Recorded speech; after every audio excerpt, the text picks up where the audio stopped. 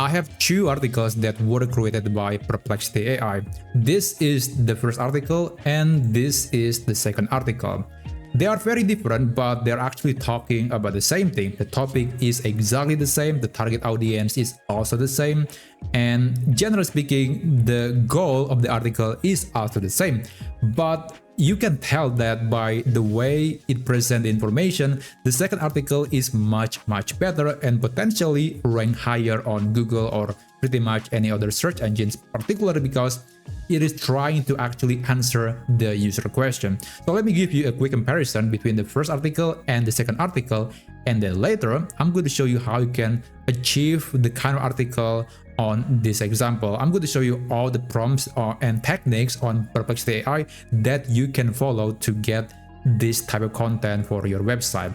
Alright, so this is the first article. I'm using this prompt, which is quite simple, and I believe a lot of people are using this type of prompt when creating content using AI, especially using Perplexity AI. And this is the structure. I would say it's not bad. It has this intro, there is also heading level 2, there is heading level 3, and also some bullet points. There is also some tables, paragraphs, but generally speaking, you can tell that there are some repetition. Like there is this section, which is, I was assigned that this content wasn't created by a real person. And the choice of words, if you actually read the article, you can tell that this content is definitely wasn't created by a real person. Now, there is nothing wrong of content that was created by AI as long as it is answering the user intent. There is no problem. But the problem is there are many people seeing AI articles to be low quality and therefore not actually answering or satisfying the user intent, and therefore people tend to be able to tell if the content was created by AI, and therefore they can just skip the article and just leave your page, which is bad for SEO. So overall, the first article is not bad, but I would say there are many things that we can improve to make it better. Now, let me show you the second article, and you'll see why the second article with a much longer prompting is way better. And by the way, this is just the tip of the iceberg. This is just a small section of the prompt. I'm going to show you the full prompt later, but let me show you the structure, or basically how the second article looks. Okay, there is this heading level 1, which is good. There is this key takeaways, which is basically a window about the kind of content or topic that the visitors could expect when reading the content. It is actually always a good idea to put key takeaways at the beginning of the article. There is intro paragraphs and heading level 2, heading level 3, some bullet points, table, and there are some bold italic text as well. And what's interesting here is that there is a hyperlink, which is something that AI often refuses to create, but there is a way to create internal hyperlinks that links to your other pages of your website. And not only that, this is good for SEO, but also it is going to give an opportunity for your visitors to read other pages of your website. And overall, I would say the way this article is being presented is much more natural. The choice of words also much more human. It's not like it was created by AI. You probably don't want to read all of it, but I actually have done the reading and I can tell the second article is much better and sounds very human. So this is the article that definitely you want to create for your website, and it's not difficult to create this using Perplexity AI. Now technically you can use other AI tools like Gemini and ChatGPT, but there are many reasons why I think Perplexity is still the best when it comes to creating content, particularly because Perplexity has this deep internet access. It can read lots of pages, and even ChatGPT today is not very good at research compared to Perplexity AI. And I think, at least for now, I still trust Perplexity for creating content. And there are some other techniques and features that make sense to be implemented on Perplexity. So I'm going to show you the prompt that you need to use to create this kind of article for your WordPress website. It is not difficult, and I'm going to show you how you can create one step by step. Okay, the first thing that you need to do is, of course, navigate to Perplexity AI. You can use a free version. You can also use the pro version. In this case, I'm using the pro version, but there is not much differences between the free and pro versions. The only differences are, I would say, some basic or some not very important features in my opinion, at least for this video, and also the number of credits that you have per day. But other than that, you can basically follow this tutorial even though you're using the free version of Perplexity. Alright, now for the first prompt, you have to use this one. This is actually the first of the 2 prompts that I'm going to show you later. So this is the first prompt. Basically, we want to do a quick research and then we want to decide the overview or the kind of or the main points of the content later. Here you have decide what is the topic or the title of the article and the keyword and also the audience, the target audience. So I'm not going to show you how you can do a keyword research using Perplexity. That's a separate topic. This video is only for creating articles on Perplexity AI. Alright, for the topic, I'm going to create this article. 10 reasons to ditch Elementor and switch to Gutenberg editor. Yeah, that's the editor on WordPress. And the keywords, I think I'm going to be using something like, let's say Gutenberg versus Elementor, and then also maybe Elementor price, and then Gutenberg speed. That's the keywords that I'm going to use. And for the audience is, let's say, WordPress users and also people that are considering page builders for WordPress. Alright, so that's the basic info that I need to provide. Now I'm going to copy this. Hey, by the way, I'm going to leave all the prompts in the video description, so you don't have to write manually. You can just copy and paste. Don't worry about that. Let me just copy this and let's go back to Perplexity. And there you go. So before you send the message, there are a few settings that you need to implement. First, I do recommend to use a reasoning model on Perplexity. Right now we have multiple options. There is DeepSeek R1, O3 Mini, and Cloud 3.7 Sonnet Thinking. Honestly, you can choose whatever reasoning model that you want, but in my opinion, Cloud is still a bit better than the other 2, but it is very subjective. So I'm going to select Cloud 3.7 Sonnet Thinking.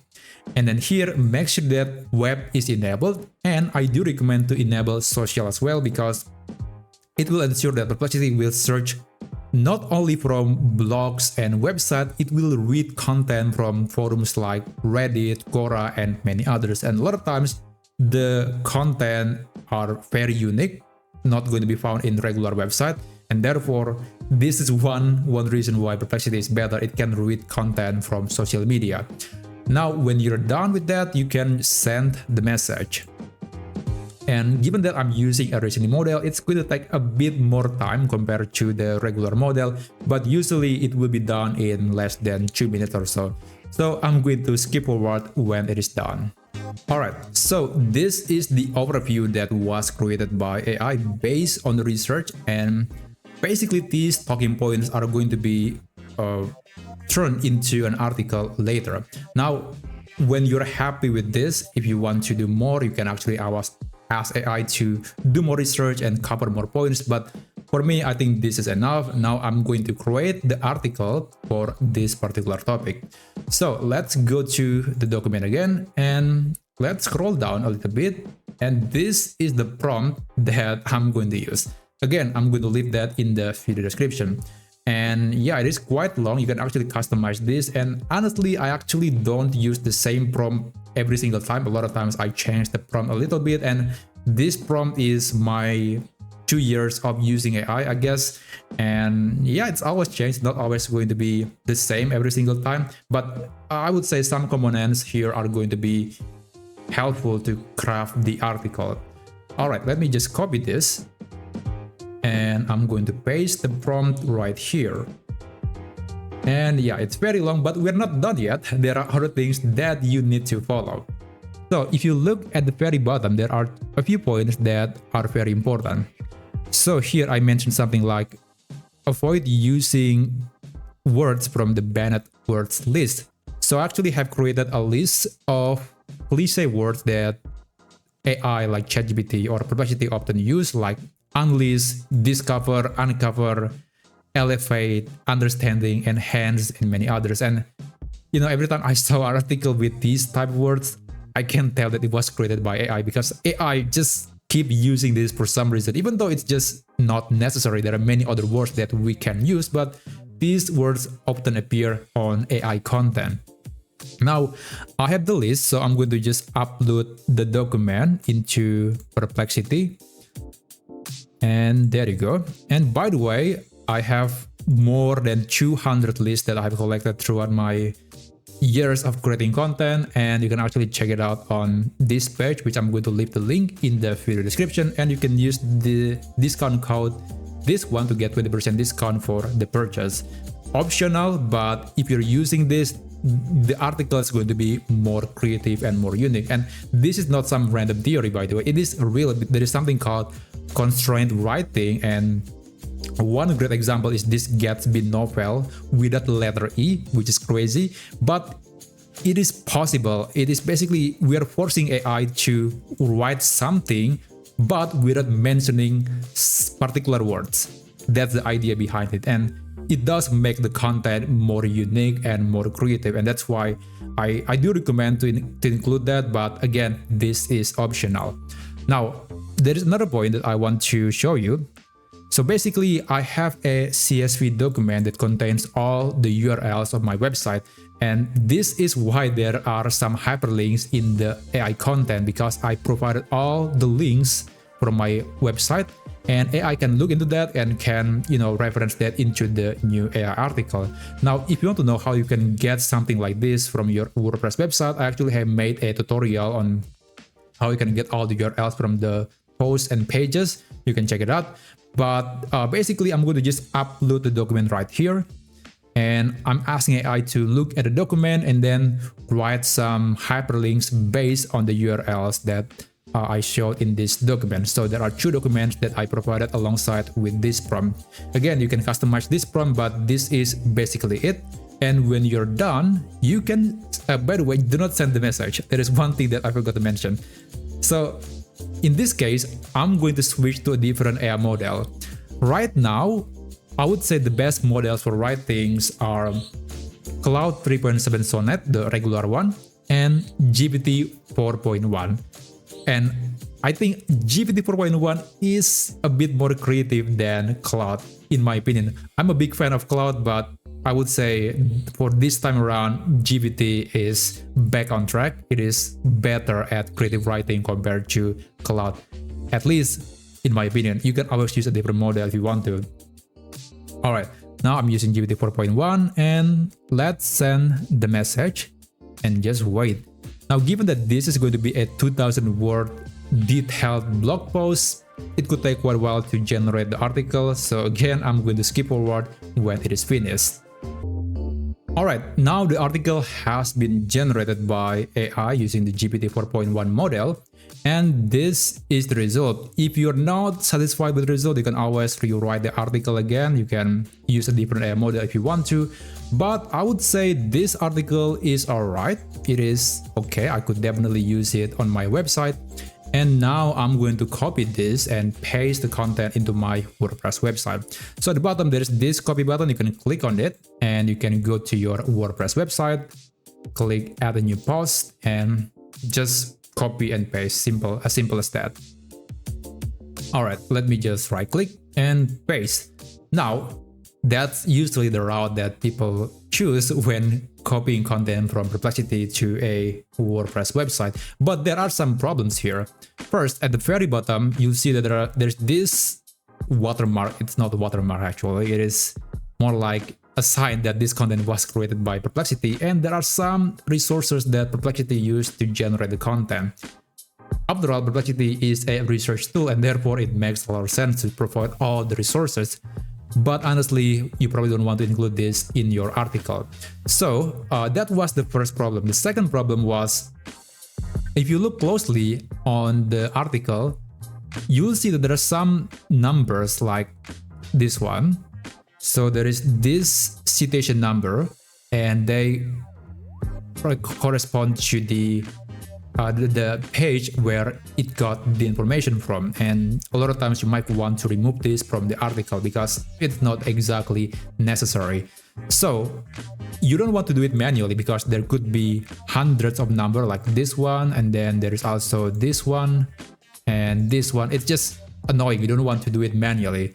Instead, I do recommend to install a Chrome extension called Pressplexity. Disclaimer, I made this Chrome extension exactly for this purpose, and you can go to Google Chrome Web Store and then download this Chrome extension. It's called Pressplexity. And again, I'm going to leave the link in the video description. And then after you install the extension, you can refresh Perplexity page, and if you scroll down at the very bottom of the AI response, there's going to be a new button. It is called copy clean. So there is this regular copy which contains all the citation links and some resources at the bottom. But if you're using this button to copy the content, all those elements would be removed automatically. So I'm going to go back and let me just undo, remove everything. And if I paste the document, it is going to be the same, except there is no resources, there's no citations at all. It's just clean, just pure content that you don't have to worry about. There's no citation numbers at all. It's clean. It looks way better and much more presentable. So yeah, go ahead and use this Chrome extension to clean up the content and the citations or resources from Perplexity. All right, that was the process of transferring content from Perplexity to your WordPress website. And of course, the next thing that you might want to do is to add some images to your article, because you cannot just publish the text-only article. You can add some videos if you want to. You can go to YouTube and put a video. It doesn't have to be your own video, but any video would be useful. But I would say that's kind of easy because, you know, there are plenty of videos on the internet, but images usually need to be unique, need to be something that you have but others don't. Now, you can use AI images. You can use, ChatGPT to generate images. And recently, the GPT-4o image generation is known to be very good at creating some sort of infographics. And I saw some people actually using it. And yeah, you can use ChatGPT to generate high quality images. But if you want to get something that is more accurate, because AI in ChatGPT sometimes still hallucinate, then I do recommend to use Napkin AI. So this tool lets you convert text into presentable data. So let me give you one example. Let's say I want to create a picture for this section. I'm going to copy this, or maybe I'm going to copy the whole thing. And yeah, until this section, and I'm going to right click, copy, and let's go to napkin.ai. Again, I'm going to leave the link in the video description. And let's create a new napkin. And let's say blank napkin. And I'm going to just paste the content right away. Right click, paste, and I'm going to select all of them. Sorry about that. And I'm going to click on this icon. It will analyze the content, and it will suggest some data like maybe chart or graph that could be created based on this text. And you see that there are some styles that I could generate, and I think they do look amazing. So there's this comparison between Elementor and Gutenberg Editor. So yeah, I could choose the one that I think look the best. Honestly, a lot of them look great, and I have no idea which one that I want to use. But let's try using, I guess, yeah, I don't know which one I want to use. Alright, let's try this one. And there are other styles that you could apply if you want to, but I'm okay with the basic style. And yeah, after that, you can download this as a PNG file, and then you can upload it to your WordPress website. But there is a faster way to do that. So you can click this icon, export button, and you can actually click clipboard, and you can go back to your article on WordPress. And let's say I'm going to put it at the very top. So enter, and then right click, paste, and the image would be uploaded immediately. Now keep in mind that it is using PNG format, which is not very good at When it comes to speed and performance, it's very big, so I do recommend to convert it to WebP. And there is a WordPress plugin that is actually able to convert the image that you are uploading into a WebP format, and I would say that's the best image plugin. I actually have talked about that in this video, so you can check it out and you can download and install the plugin for your WordPress website. Now you can repeat that process over and over again for all the headings on your article. I'm not going to do it right now, but that's how you can do it. And of course, if you want to change anything, you can always add some external links. You can apply tags, categories, featured image, and maybe some other elements that will improve the quality of the article. And I think a lot of you already know what are the things that you need to add into your article. And when you're done, you can publish the content and it will be ready to be served for your visitors. So that's how you can create an insanely high quality article using Perplexity AI. And again, you can use any AI tool, but Perplexity, in my opinion, is still the best for content creation. So if you find this video to be useful, then feel free to subscribe to this channel. I'm trying to create more videos just like this one. And in any case, thank you so much for watching until the end, and I'll see you on my next video. Have a great day.